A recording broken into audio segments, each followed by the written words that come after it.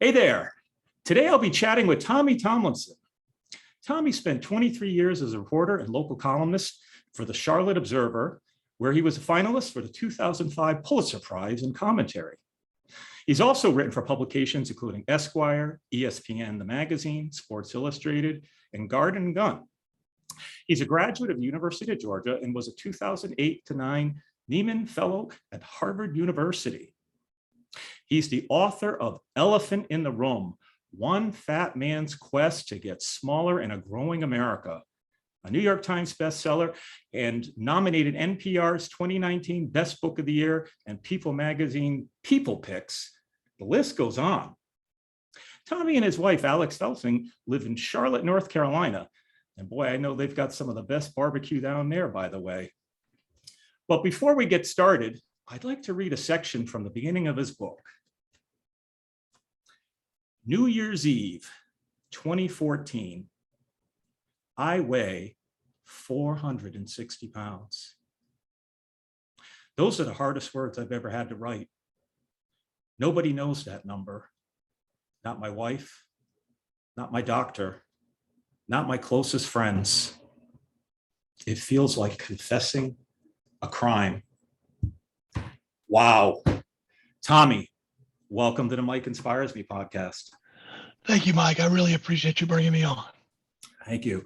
I tell you, Tommy, one of the things I probably mentioned in the email, but I think for our audience that's listening today, kind of how I came across your story. I have a friend of mine who lives up in Canada. He runs a men's weight loss group and health group up there. And he actually showed me a story of yours, I think it was an excerpt that was talking about some of the struggles. It talked about this book, but it also talked about your incident on the subway. And, you know, for me, that really hit home and it has a personal touch. But I wonder, for our audience, would you be able to kind of just talk about, just real quick, you know, what happened that time when you were on the subway? And that's kind of where it leads into us meeting. Well, this is a story just from the beginning of the book. Yeah. And it wasn't as much what happened as kind of my fears about what happened, you know, or what would happen. So I was in New York. I was headed off to a meeting and I was taking the subway. And when I got on the subway, it was already packed. It was kind of the morning rush hour. Exactly. And so I'm like everybody else, I'm holding on to the little metal pole there. And, you know, it's never super stable for anybody. Right. But when you're a big guy like I was, and certainly at the time still am a big guy, but not as big. That was pretty much at my biggest. You start to think about the bad things that could happen. And what I worried about, being somebody who doesn't ride the subway very often, you know, I live in North Carolina. I've only been on the New York subway probably a dozen times in my life, Right. is what would happen if like the train slammed on the brakes all of a sudden or jerked or whatever, and I let go of that pole that my, you know, sweat slicked hands were now grabbing onto.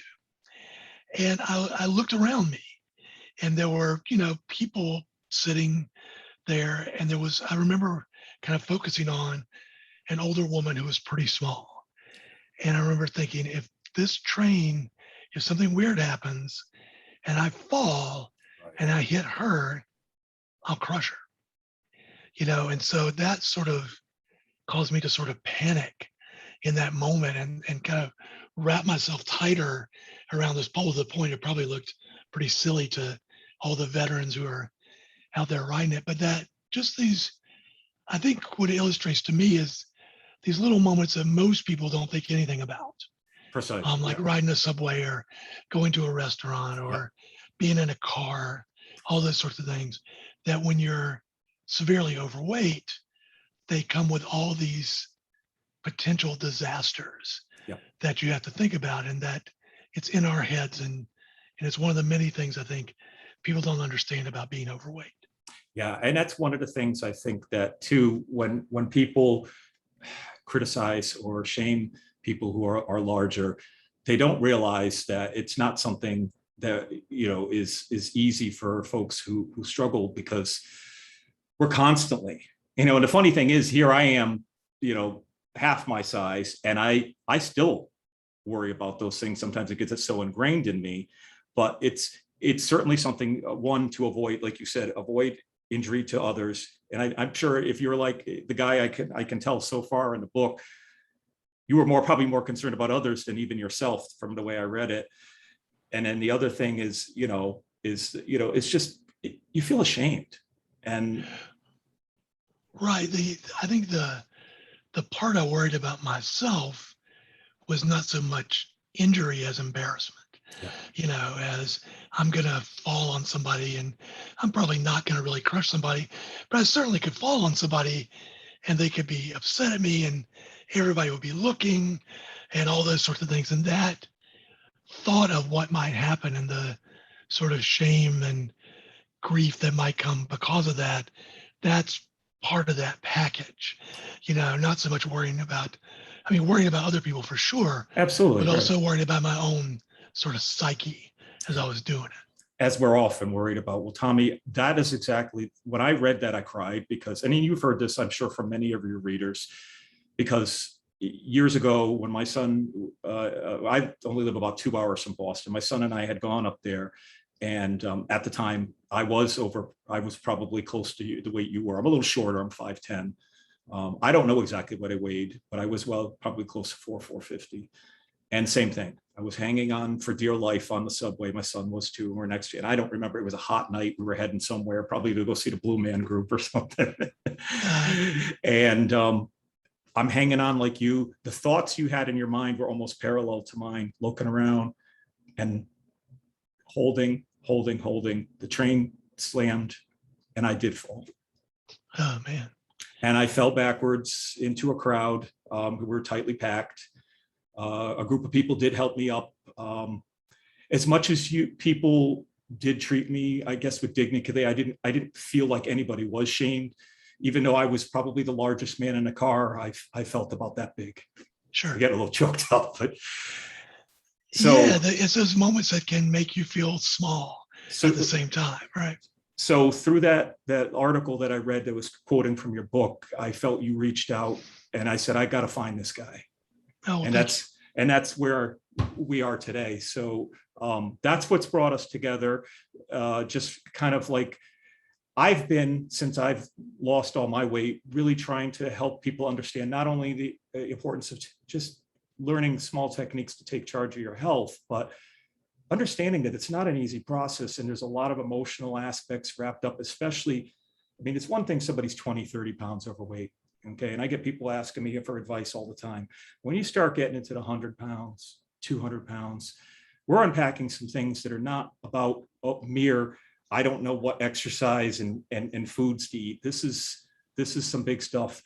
And the book you've written here and some of the work, I've seen some of the things that you've talked about are exactly some of the things that I think, as you've said in many interviews, are what it's on people's minds. And so today, from a different perspective, I don't know if you've talked to many people or been interviewed by people who've come across, the way I have, which is lost all the weight, but still kind of advocating for the fact that in order for us to really address the issues that we have today, we really need to take a look at what's really going on beyond mere laziness, beyond mere just knowledge. Certainly knowledge is needed in health and nutrition, but that's just the beginning. Yeah, I think what you said earlier is something that I've thought about a lot, which is that if you have 10 or 20 pounds to lose, which is many millions of people in America, right?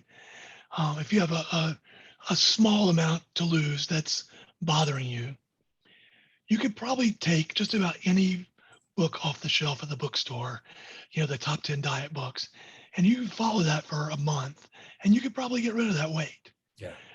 Because all diets like that are pretty effective in the short term. But if you've got 200 pounds to lose, like you and I are talking about, those diets aren't going to work because they're not made to work for years and years and years. And that's what it takes to get rid of the kind of weight we're talking about. It took a long time for me to accumulate all this weight. Exactly. It's silly to think that you can just get rid of it in 6 months or something. And if you do, it's very likely that it's coming back. And So, and I'm an exception, Tommy, because I did lose it in a year or 11 that's months. incredibly impressive. Yeah. But I got to tell you, it's been harder than hell to stay here. Yeah. And I think most of you're an outlier, I think, because most of the science on this says that people who lose weight really fast are way more likely to gain it back than other people. There's a study I mentioned in the book where people study the contestants on one season of The Biggest Loser. Yeah. And The Biggest Loser is designed so that people lose weight pretty quickly. Yep. And almost all the people on the show, even the ones who were very successful on the show, when they looked at them 3, 4, 5 years later, most of them had gained the weight back. It's a really incredibly difficult thing for any, I think I say something in the book like, one of the most difficult things any adult can do is change a long held habit. Yeah. Whether it's smoking or drinking or fooling around or whatever it is. Yep.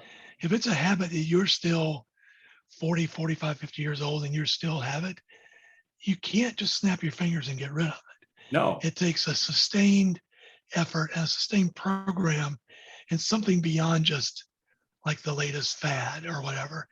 It takes something really, it takes a long-term commitment, not just physically, but like emotionally and those sort of things that most of us who have these problems, we've never made that kind of commitment, which is why we have the problem in the first place. Yeah. And so it's an incredibly steep hill to climb to make these changes.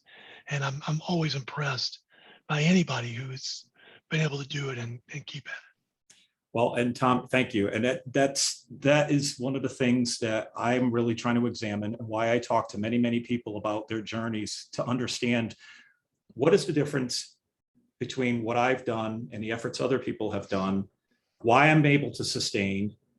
Because frankly, I have a brother who's basically in the same situation. I'm coming out publicly about that now. He's made he keeps pretty private about it, but it's generally known that my brother, also struggles. He lives 1.5 miles from me, and he's had me all this time. Now, this is not to say anything against him, but he can't seem to still start it because, Tommy, as you know, it's like, you can have all the tools but it's really beyond just, it's a personal thing. In my journey, although I have similarities to you, is not the same. And what my needs aren't going to be the same either.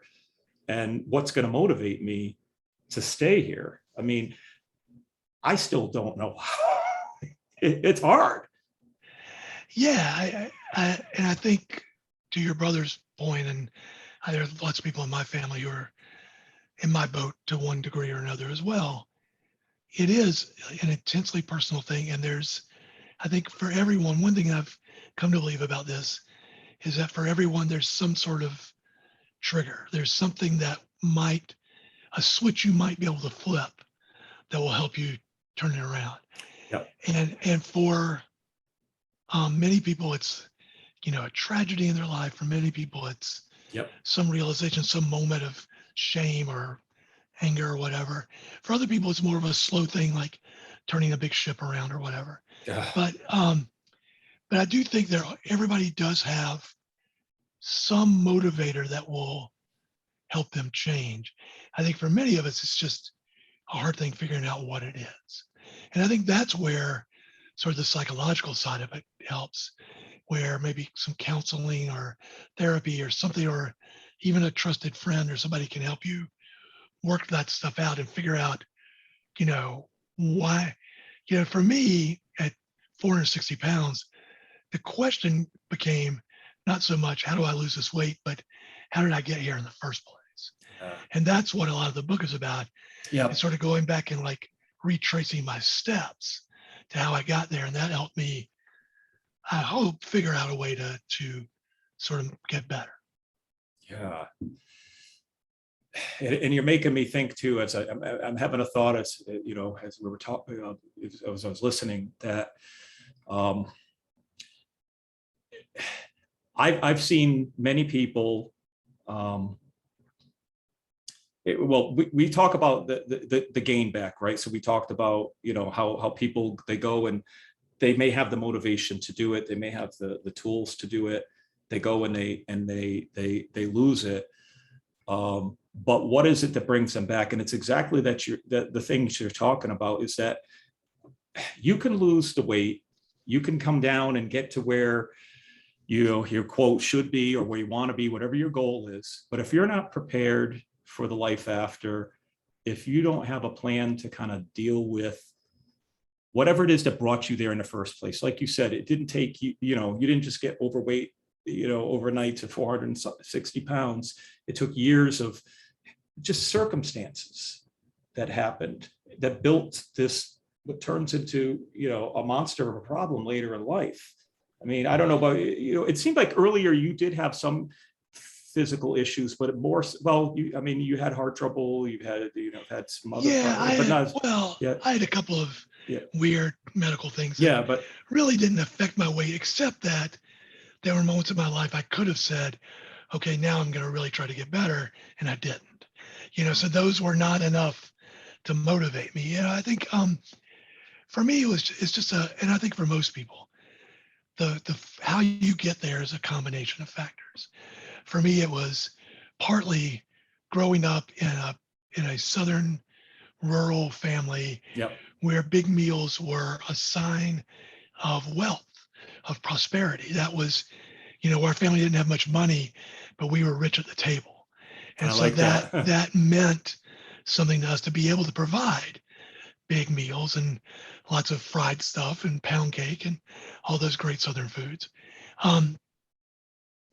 I think then later that was stacked on just poor decisions I made about my health and what I cared about and things that motivated me. And I think at some point food became the thing that it worked in both directions.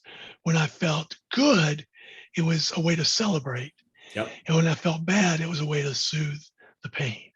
So no matter where I was on the roller coaster, I was eating. And so I had to, that was a big step for me, was kind of realizing that I was using food as sort of a medicine in a way it's not intended to be used.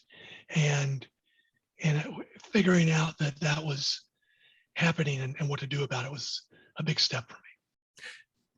Did it ever lead you to like having a love-hate relationship with food? Because I eventually got to a point, actually I wrote, I've done a podcast and I wrote sort of a poem on it too, called Dear Food, where I talked about my love affair. And one of the lines I said, and it just, it always makes me get chills when I think about it, is I love you so much that I hate myself, or something like that, or I hate myself for loving you so much. But it was kind of like this love-hate relationship, because like you, I get it. And even to this day, even though I have a whole slew of things armed to keep me from going to those habits automatically, my first love still, like you said, you're the redhead you were in love with, Wendy, right?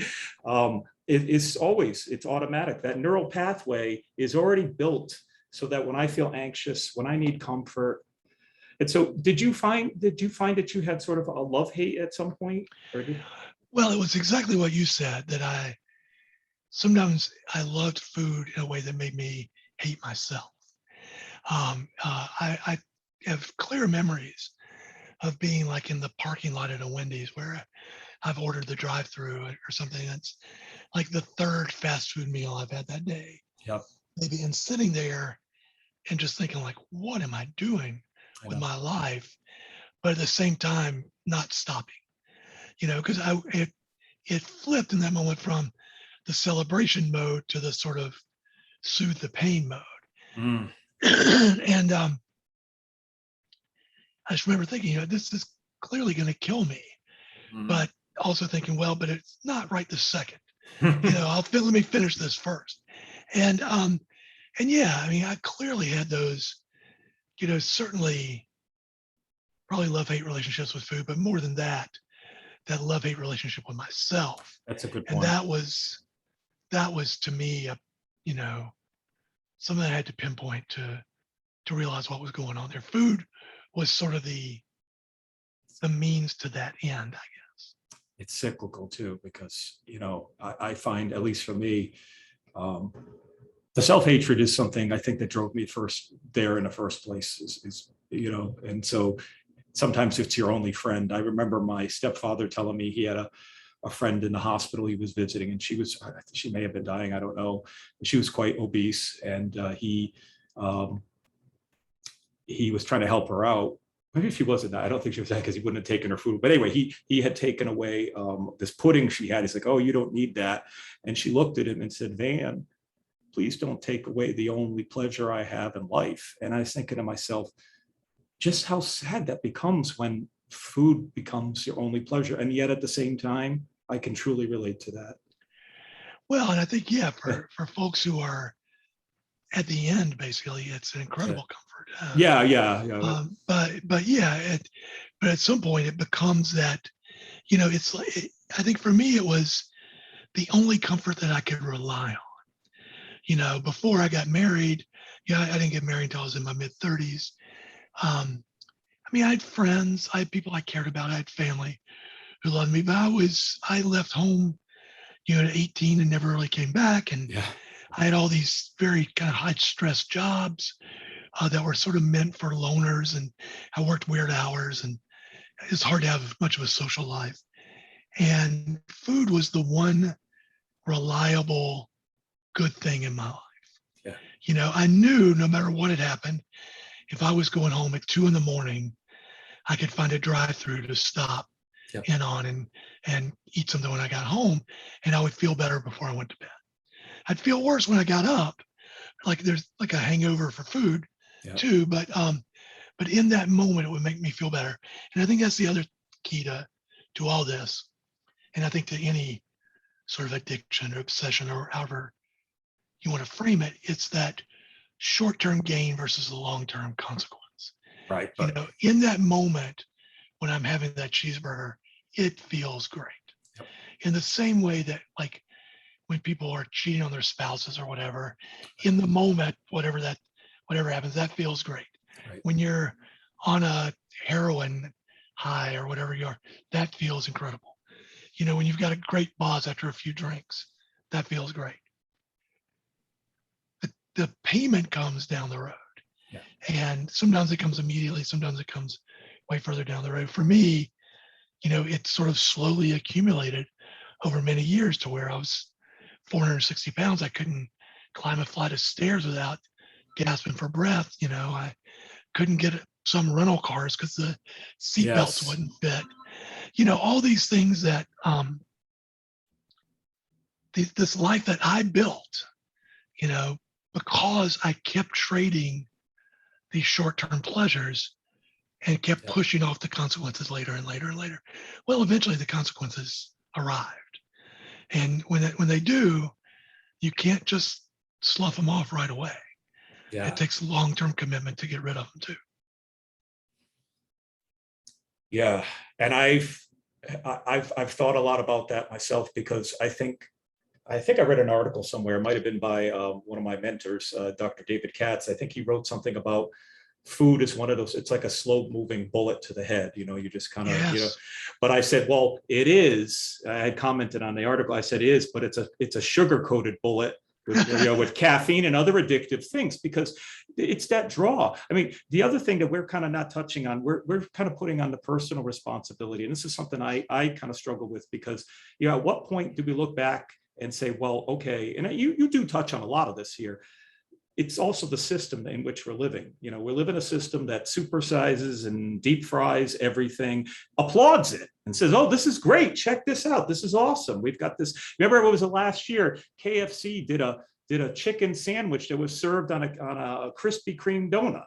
And I'm thinking to myself, what the hell is that? Where are we going? I'd try it. I would, but I didn't actually. Well, so we have, never in the history of humanity has more food and more abundance been available. Right. Never have there been, even though there are still a lot of hungry people in the world, never have there been fewer hungry people, and never has there been more abundance for most of us. So we are lucky in that we have so much to choose from. And in, democratized, industrialized countries like the US, we have this incredible sort of almost like tyranny of choice. And that like there's so many choices and so much competition for our food dollar that companies have figured out, one quick way to get that food dollar is to make things more fatty, more salty, more carbs, and bigger and bigger and bigger Sure. portions. I describe in the book, a small Coke when I was a kid, and I remember going to the barber shop and getting the Coke out of the little machine. Those Cokes were 6.5 ounces. Yes. Yep. So when I go to the movie theater now, Yeah. back when we went to movie theaters before COVID, the small Coke is 32 ounces. A bucket of Coke. It's a quart. That's a quart. So that's, 4 to 5 times as big as what it used to be. And so, but it's sort of an arms race, and the target is us. So all these companies have made this food incredible. And I talk about fast food in one of the chapters of the book. People trash fast food all the time, but fast food tastes awesome. A Wendy's cheeseburger is awesome. Taco Bell is awesome. And it's not as good as the best burger at your local great burger joint. Right. But in a pinch, and if you're on the road, it's awesome. And it's not only awesome, it's engineered by companies that have spent billions of dollars to make you want to have another one. Yep. And all that advertising money, all that, the way the food is made and engineers to make you come back for more. And so, yes, I think to a large extent, our nutrition system, our sort of free enterprise system, is built in a way to make us more obese. And as sort of running parallel to that is the nature of our jobs has gotten much more sedentary. Yeah. I write about this a lot in the book. Yep. My family, until my generation, worked in cotton fields and in factories and in mills and all that sort of thing. Everybody in my family worked with their hands and their backs until it got to my generation. And rightfully so, they didn't want us to work like that.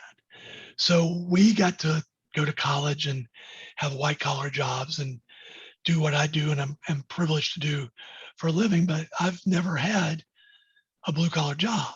I've worked at a desk my whole life.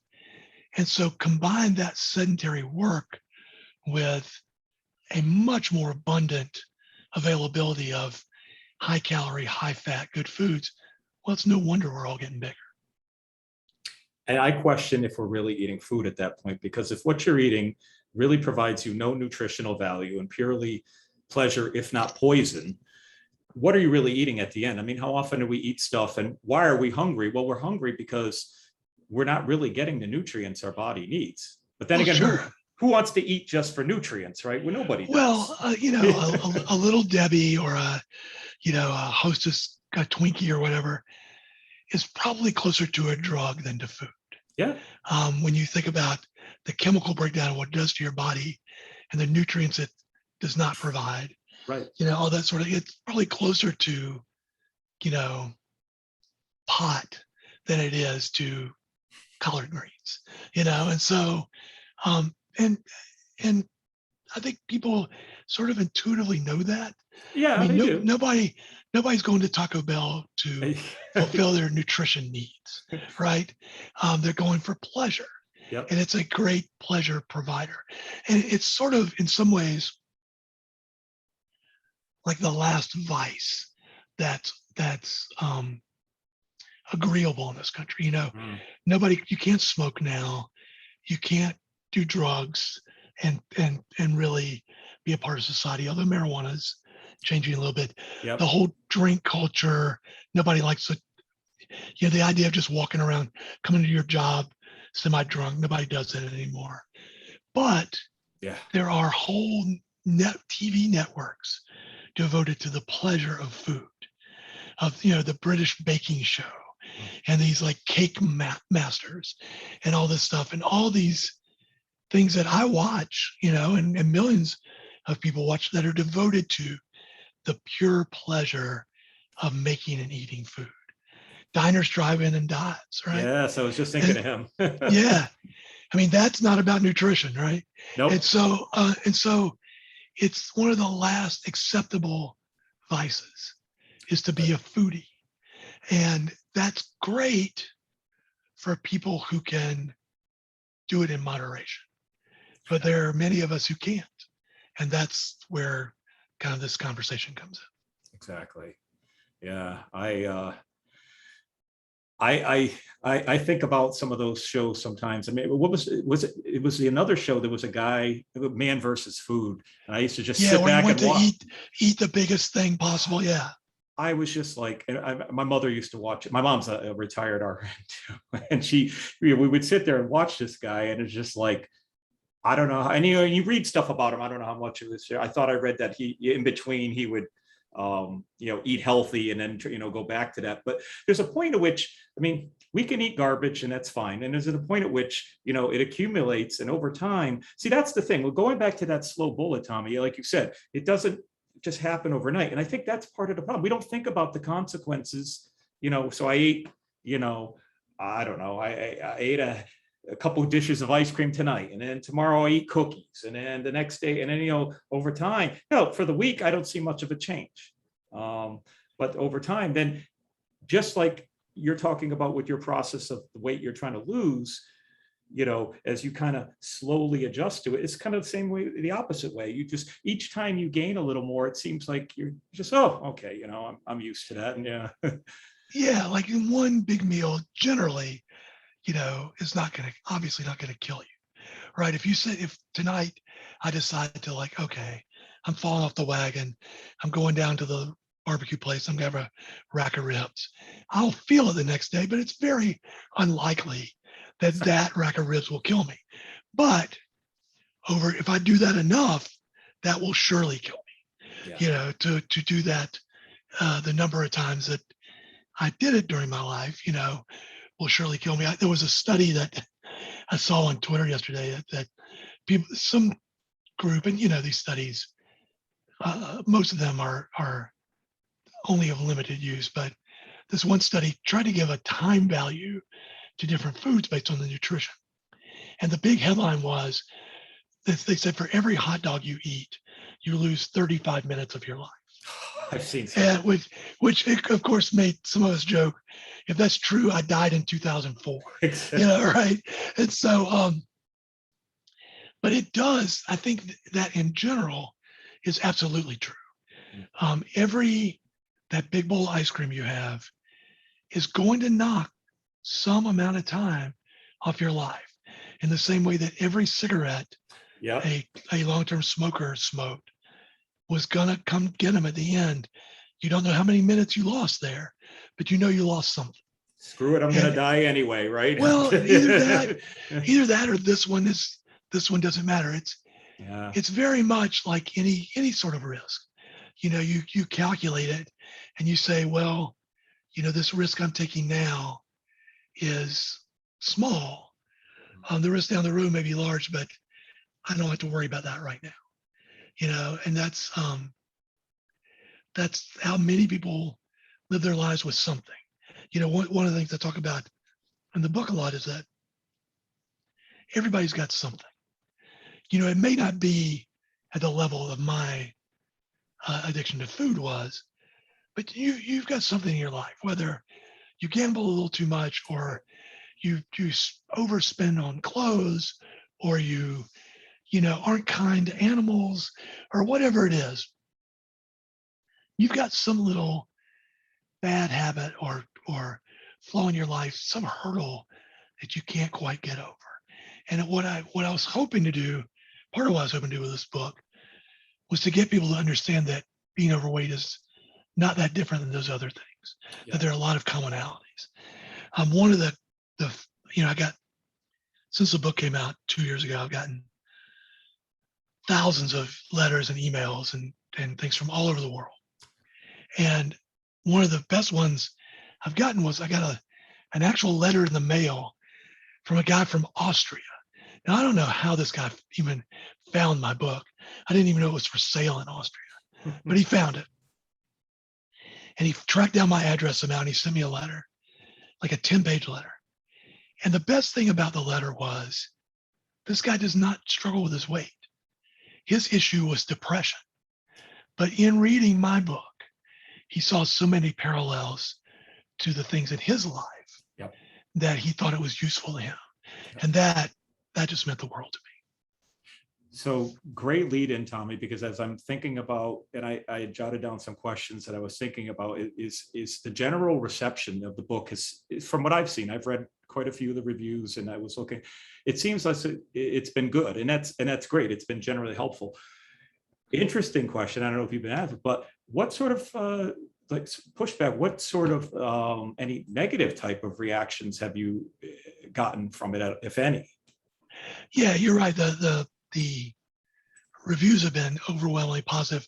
The ones I've read, like I don't look at Amazon reviews because those are things people often take 12 seconds to do or whatever. But the main reviews I've seen have been generally positive.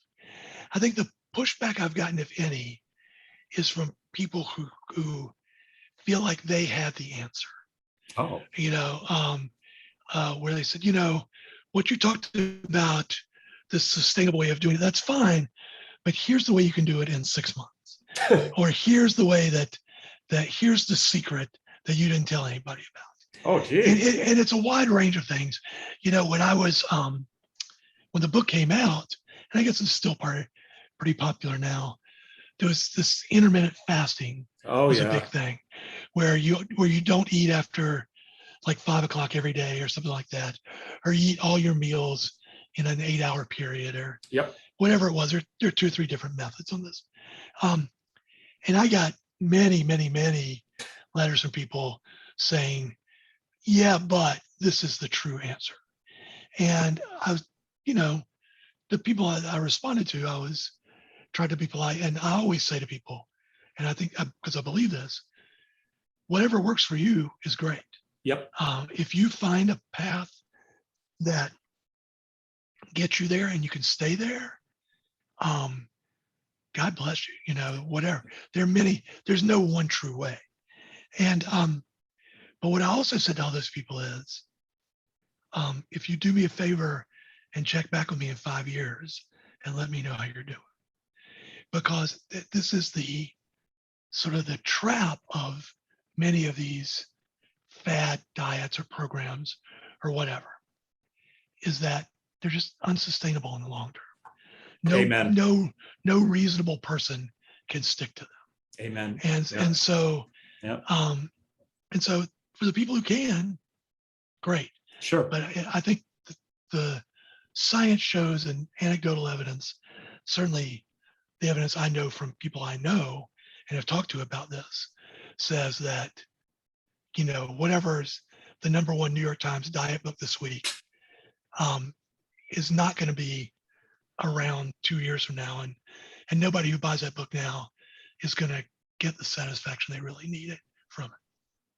I often get asked because you can imagine with my weight loss, I'm supposedly the expert now in weight loss. And so a lot of times, as we mentioned in the beginning here, people ask me, I'm trying to lose, I got to lose 10 pounds. I'm like, brother, I could probably lose, probably another 30 pounds myself. I got the COVID.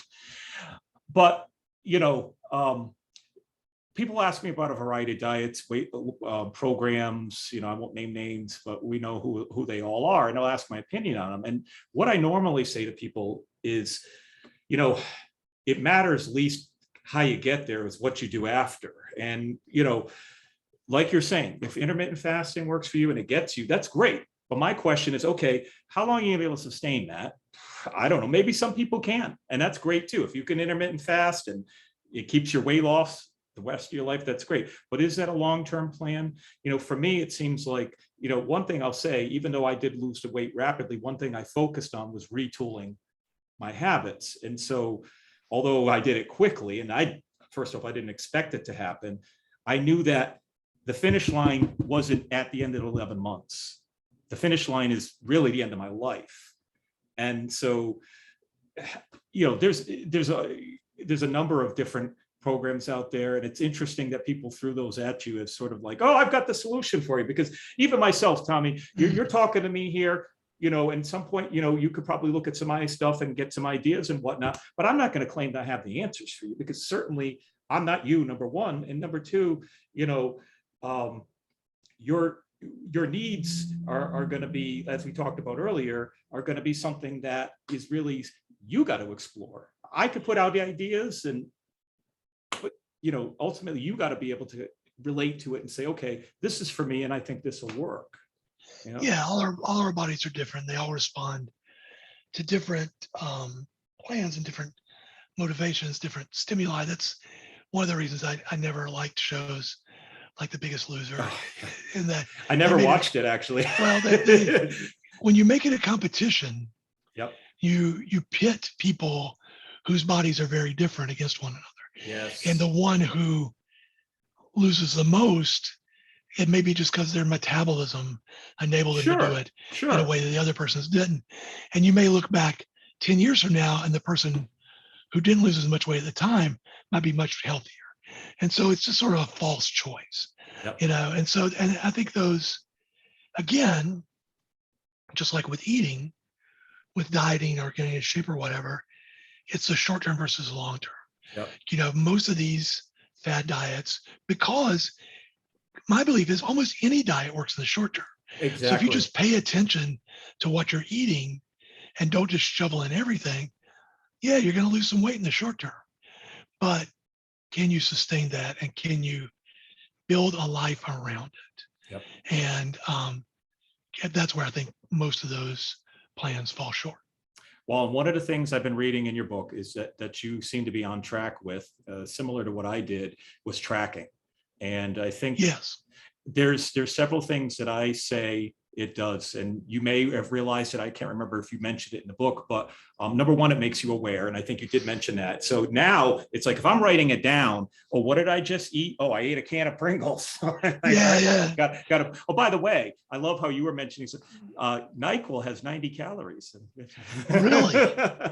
I see. I haven't even paid attention to that. Yeah. So yeah, but so that's the other thing. The other thing that I find, and you're probably learning as you're going along too, is that sort of the nutritional value is like, well, I need to eat so many fruits, or I don't know if you track. I mean, people get crazy tracking macros. I don't really care about that. I don't track it in like the food pyramid sense. Yeah. But the tracker I use, which is just Fitbit. Yep. It will tell you at the end of the day the percentage of fats, carbs, and proteins. Yep. And I don't remember the ratio now, but if I keep the ratio sort of in the range of what I'm supposed to have, I consider that to be fine. Yeah. And that, if you eat a regular healthy diet that has fruits and vegetables and stuff like that in it, you'll hit those marks. Yep. And so it's sort of, I try to reverse engineer it. I just try to look at where I landed. And if I landed in a good space, I consider that to be fine. If I didn't, then I tweak it the next day. I think that the two things that tracking do, one is it does hold you accountable. Yep. If you have to log in that can of Pringles and you are honest with yourself about what you had and how much you had, what your portion size was, and all those things, you'll see not only where you went off the rails, but the things you did that made a difference in a good way. The second thing is, and I think this is important, is it gives you a little adrenaline rush when you do well. One of the things I think about in terms of this whole macro of how you deal with all this stuff is you have to find some other little pleasure to substitute for the pleasure of eating too much. Yep. And to hit your mark for the day, on the Fitbit I have, when I hit my step goal for the day, there's a little tiny computer fireworks show it does on the screen. Oh yeah. And it buzzes. Yeah. It's like, congratulations or whatever. And on the nutrition, the calorie tracker, if you meet your goal, it shows up in green. And if you don't, it's red. And so if I, have a little fireworks show and stay in the green every day, I'm making progress. Yep. And I probably don't need to overanalyze it much more than that. So yeah, I use the Garmin. Actually, I got my Yeah. well, hang on, see if I can get it. Yeah, I got a Garmin watch. Yeah. But I hike mine's on the charger right now. So yeah, that's what mine's actually on my charger here, and it's a similar thing. It's like, oh, I don't track steps so much anymore. But I get the point, and I agree with you. It's that sort of reward and for kind of staying within where you are. As we talk, and it's funny, and as I mentioned before we started, I could probably go on. Are you still good for time right now, Tommy? I could probably give 10 or 15 more minutes, and then Sure. I have to make supper. Perfect. Yes. Hey, me too. It's good. Well, you led me into another thought. So I wrote an article many years ago called "The Unequal Yoke," and it really had to do with my weight loss, living in a house full of people who, and mostly my spouse, because my kids are kind of grown now and out of the house, but I did all this in a house full of people who were making no changes. And your lovely wife, Alex, how much did she, as you've been making the changes, it seems like, is she kind of going with you? Is she kind of keeping some of those things out of the house that she knows that, maybe I should keep them away from Tommy because I know they're a trigger? Or Yeah. Alex has been really great. She's been the key to all this for me. Probably without her, I would never have written this book. I might not be here. Yeah. I think for her, for the key things that she did, one is that when she cooked, and she also led me to cook in a more healthy way. Yeah. People joked with her when the book came out and we would go to book events. People would say she needed to write a cookbook, and she would laugh and say, the cookbook is just broccoli. We have broccoli like 3 times a day, basically. And so learn to love it. Learn to love it, right? So bringing more healthy stuff into the house, keeping unhealthy stuff generally out of the house, is a key. And then I think just her loving way of nudging me to become a better person. The question I probably get asked most about this book is, somebody coming up to me and saying, I have a child or a spouse or a friend who's overweight. How do I talk to them? I get asked that too, by the way. Yeah, and it's a really difficult question. Yeah. Because the overweight person, one, they know they're overweight. They're feel deep guilt and shame about it. They don't want to talk about it because they don't know how to talk about it. Exactly. And I said, you just come with you come with an attitude of love first. It's not hectoring the person. I always said, when you talk to your loved one about their weight, don't let that be the first thing you talk about in the conversation. Talk about something else first. Talk about the lovely weather, talk about a great time you had together, talk about some future plans you're making or whatever. And then you come around to it, hopefully in an organic way. But if somebody knows that every time you see them, they're going to talk, you're going to talk to them about their weight, eventually they're going to avoid you. And you don't want that. And so you come from an attitude of love and an attitude of wanting to help. Yeah. Instead of just saying you should do these 12 things, because I promise you, the person on the other end has already thought about all those 12 things. Yeah. You talk about maybe the things that you could do together if they were in better shape, or you talk about plans you could make if they were in better shape, or you talk about just wanting to spend more time with them. And that's a harder thing to get mad about if you're the person who's overweight, because you want those things too. And so Alex, when she came to me about this, even though we had some very, very difficult conversations and still do about this, I always felt like it came from her being somebody who loved me and cared about me, instead of somebody who was trying to crack the whip over me. And I think that is, for anybody who wants to have a difficult conversation with a loved one about just about anything, that is a crucial part of having that conversation be fruitful and meaningful. I agree with you wholeheartedly, brother. It is an extremely difficult question. When people ask me that, I honestly say it's something you have to be very careful about. I've had it with family members before, and now that I'm on the other side, I have these conversations. I'm public about this with my wife, because I'm kind of like, all right, Terry, you've got high blood pressure now, and you're on medication. You're giving yourself this stuff. But one of the things I will say, and just is not to undermine any of the use, is when you've got a person you're dealing with who is dealing with some sort of extreme, either is trauma, and I think you've talked about some of these too, but trauma and or just doesn't give a crap about their life, then the conversation gets harder, because it's like, to get them to even just give a crap at all when all they're doing is existing. I've been at that point. I mean, I've been public about it, and I had people come to me out of love many, many times talking to me, but I just didn't give a crap. And I didn't give a crap because when we talk about back in the beginning, even a person coming to me and saying, well, I want to be with you, at a certain point, you're not even thinking about that anymore, because you know what? You're just existing. And it's like, I just got enough problems. I don't want to deal with this shit right now. You know what I mean? And yeah.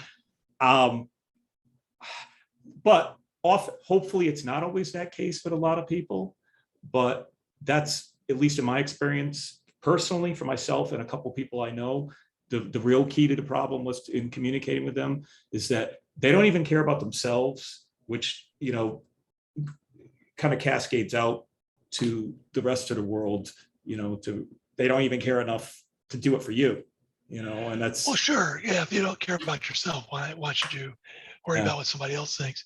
I do think that for everybody, there is, I write stories for a living.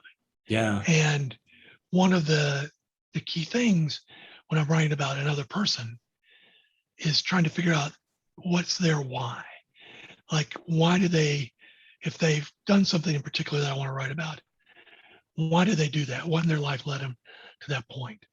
And I think it's important when you're talking to somebody who's in that deep hole to try to at least get them to think about the why, because often they don't know. Yeah. And it took me a long time. And I sort of part of the journey of this book is me trying to figure that out for myself. And people often don't know why they do the self-destructive things they do. But I think helping point people in that direction to help them figure it out. And sometimes it is something they know about, it's some trauma they just haven't untangled or resolved or come to terms with in their life. Other times it's just some other thing that they just have to go find. And to be the kind of person who will listen to somebody try to talk that out and figure that out and be a sounding board for that person, that's extremely valuable. Yeah. Well, and, I think for even some people too, they're so far down on the bottom, they can't even see their way out and see the light. Sure. And so, but yeah, the good thing is, when people can kind of see that they're not a victim and that they do have some control, because that's the other piece I've seen with a lot of people is they don't really feel like that there's anything they can truly do to come over this. All the things you and I talked about just previously here, all the things that are working against people who like us who struggle just seem insurmountable. And so why should I even bother? Because it's just, I'm going to fail anyway. And yeah, and I think the value of maybe books like mine and work like yours is that it doesn't have to be that way. Right. There's another way. Exactly. And that's why we're here today. Well, Tommy, we're coming up on just about the time here, and I don't want to cut short. I had a few more things I would like to talk, but I think we covered a lot of great stuff. Yeah, you've asked really good questions, and you've got me to think about some of this stuff in new ways too, which is good. That's awesome. Well, Tommy, thank you so much, guys. Check out The Elephant in the Room, available on Amazon. Barnes and Noble, Books A Million, IndieBound. Who else, Tommy? Your favorite. I always tell people if they have a favorite local bookstore, those are my favorite places in the world. So get it there first. But yes, it's available everywhere in paperback and ebook and audiobook. TommyTomlinson.com. Connect and follow his other work and subscribe to his newsletter, podcast. Anything else, Tommy? I got a bunch of stuff going on, but that if you go to TommyTomlinson.com, you can find pretty much all of it. That's great. Well, thanks so much, Tommy. Let's keep in touch. Can you stick around just 1 second after I cut off the recording here? But guys, I hope you enjoyed this podcast. We'll see you soon.